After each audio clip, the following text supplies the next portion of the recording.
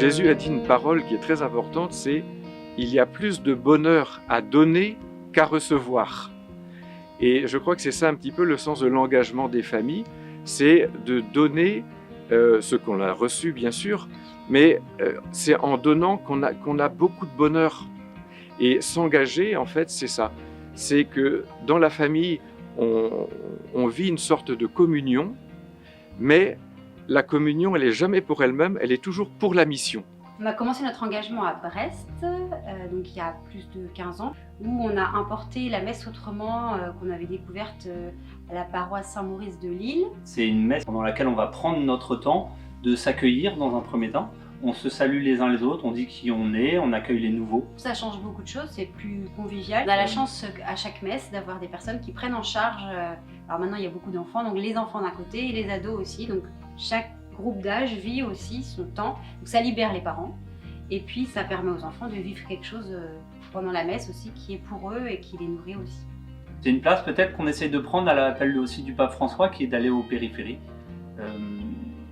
et d'essayer de s'adresser peut-être plus particulièrement en effet à des gens qui viennent un peu sur la pointe des pieds, des gens qui sont des fois un peu au fond de l'église. Et là maintenant on arrive à une période de la messe autrement où la relève est assurée, où il y a les parents donc, qui jouent de la musique. Nos enfants aiment bien chanter, ils se rendent compte qu'il y a de la musique, donc on peut jouer, qu'on peut prendre sa place aussi dans une liturgie en jouant d'un instrument ou en chantant. C'est magique quoi, ça nous porte, ça porte la prière, ça porte la méditation. Chanter, ça unit les gens. Je suis chantre à la paroisse de Beauhardt.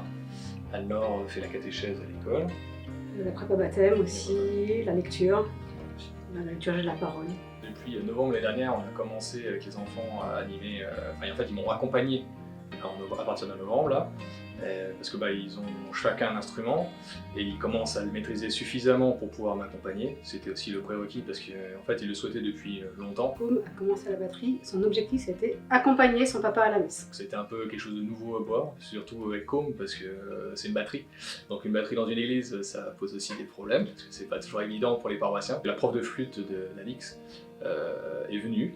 Elle l'accompagnait et du coup, pourtant elle n'est pas spécialement pratiquante, mais elle est quand même venue. Et puis son mari aussi, qui est prof lui de trompette, donc du coup ça nous a rapporté des musiciens.